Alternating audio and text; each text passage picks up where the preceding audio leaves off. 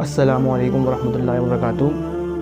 دیکھیں ماشاءاللہ سے ایک بہت مبارک مہینہ چل رہا ہے ذی الحجہ کا، اور اس میں لوگ جو ہے قربانی کرتے ہیں، یعنی کہ سنت ابراہیمی جو ہے وہ کرتے ہیں، ایک عبادت ہے اور بہت مطلب ایک بہت شوق سے، اور لڑکے خاص طور پہ اس میں بہت آگے ہوتے ہیں، ایک عبادت اور ایک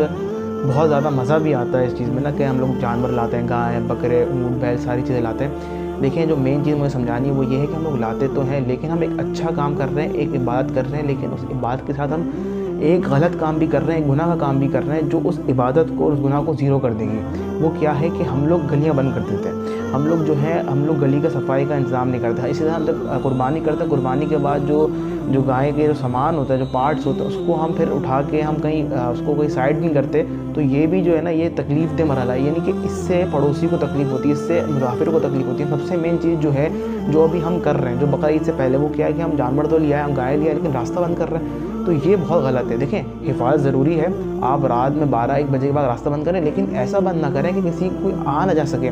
آپ ایسا کریں کہ لوگ آ جا سکیں راستے سے، کیونکہ اس سے آپ کسی اور کو، مسلمان کو، کسی کو تکلیف دیں گے، اور اسلام میں تکلیف دینا کسی مسلمان کو، یعنی کہ اگر آپ کے ہاتھ زبان سے کسی مسلمان کو تکلیف ہو رہی ہے تو بہت بڑا گناہ ہے۔ ابھی مناسک حج چل رہے ہیں، یعنی کہ حج کے جو 10 دن ہیں، اور اس میں جو ابھی آگے جا کے مناسک حج جس میں ادا ہوں گے، جو 3-4 دن ہیں وہ آنے والے ہیں، بڑے قیمتی دن ہوتے ہیں۔ ایک حدیث کا مفہوم ہے کہ اللہ نے فرمایا کہ ان دنوں میں، یعنی کہ ذی الحجہ کے مہینے میں، ان دنوں میں، حج کے دنوں میں کوئی بندہ اگر خانہ کعبہ کی بے حرمتی کرے، اللہ نے کہا میں وہ گناہ معاف کر دوں گا، لیکن اگر کسی مسلمان کو تکلیف پہنچائی ہے، میں وہ گناہ معاف نہیں کروں گا۔ کیوں؟ کیونکہ وہ حقوق و لباد ہے۔ تو ہمیں حقوق و لباد کو پریفر کرنا، ہمیں ایسا نہ ہو کہ ہم اپنا جانور لا رہے ہیں، ہم قربانی کر رہے ہیں، عبادت کر رہے ہیں، لیکن اس سے کسی کو تکلیف ہو۔ ہمیں بڑا خاص خیال رکھنا ہے، ہم صفائی کا خاص خیال کریں، راستہ بند کریں، لیکن حفاظت کریں، لیکن ایسے کہ کسی کو تکلیف نہ ہو۔ آنے جانے کے لیے ہم راستہ چھوڑیں، ایک جگہ سے ہم گلی اگر بند کریں، دوسری جگہ سے ہم راستہ بنائیں،